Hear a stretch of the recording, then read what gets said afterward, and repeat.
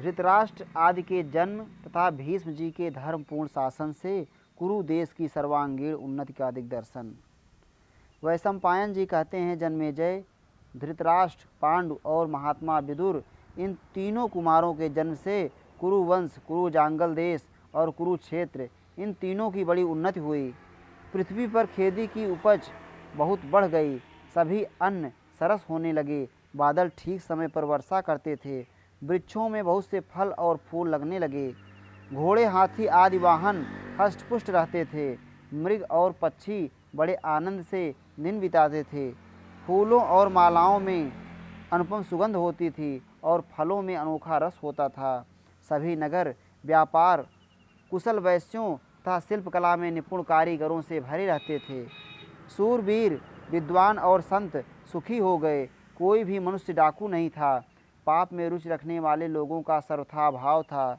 राष्ट्र के विभिन्न प्रांतों में सतयुग छा रहा था। उस समय की प्रजा सत्यव्रत के पालन में तत्पर हो स्वभावतः यज्ञ कर्म में लगी रहती थी और धर्मानुकूल कर्मों में संलग्न रहकर एक दूसरे को प्रसन्न रखती हुई सदा उन्नति के पथ पर बढ़ती जाती थी। सब लोग अभिमान और क्रोध से रहित तथा लोभ से दूर रहने वाले थे। सभी एक दूसरे को प्रसन्न रखने की चेष्टा करते थे। लोगों के आचार व्यवहार में धर्म की ही प्रधानता थी।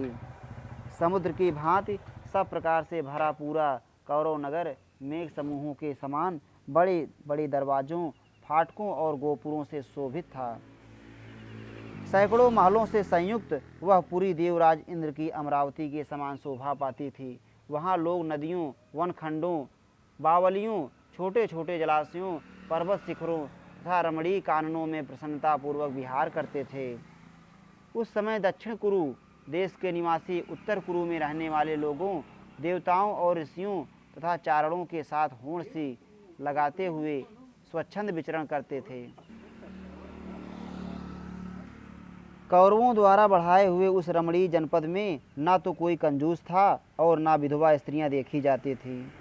उस राष्ट्र के कुओं, बगीचों, सभा भवनों, बावलियों तथा ब्राह्मणों के घरों में सब प्रकार की समृद्धियां भरी रहती थीं और वहाँ नित्य नूतन उत्सव हुआ करते थे।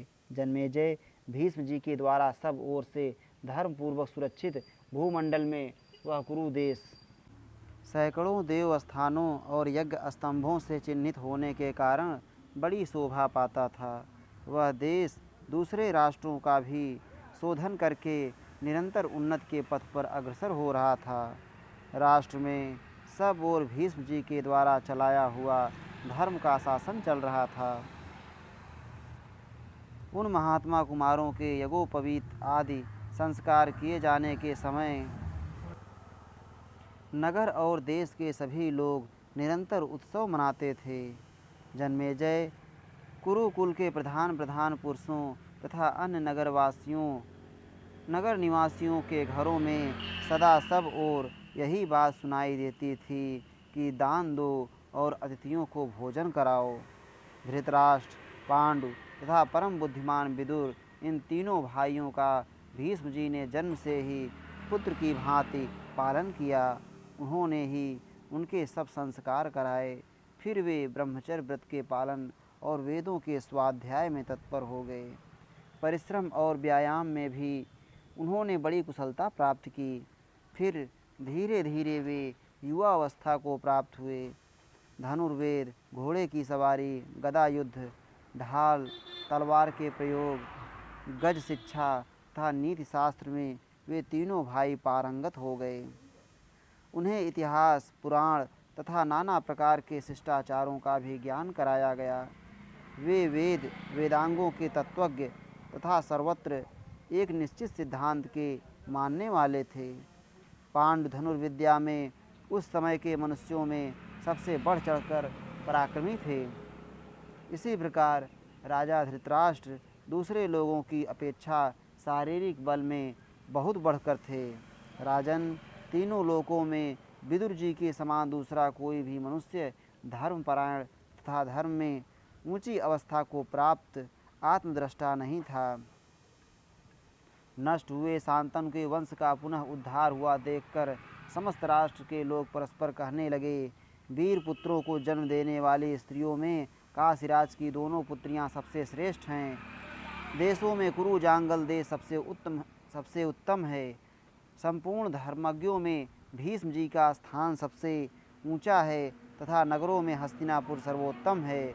धृतराष्ट्र अंधे होने के कारण और विदुर जी पारसव शूद्रा के गर्भ से ब्राह्मण द्वारा उत्पन्न होने से राज्य ना पा सके, अतः सबसे छोटे पांडु ही राजा हुए। एक समय की बात है, संपूर्ण नीतिज्ञ पुरुषों में श्रेष्ठ गंगानंदन भीष्म जी धर्म के तत्व को जानने वाले विदुर जी से इस प्रकार न्यायोचित वचन बोले। इत श्री महाभारते आदि पर्वणि संभव पर्वणि पांडुराज्याभिषेके अष्टाधिक शततमो अध्याय। इस प्रकार श्री महाभारत आदि पर्व के अंतर्गत संभव पर्व में पांडुराज्याभिषेक विषयक 108वां अध्याय पूरा हुआ। श्री राधा वल्लभ लाल की जय।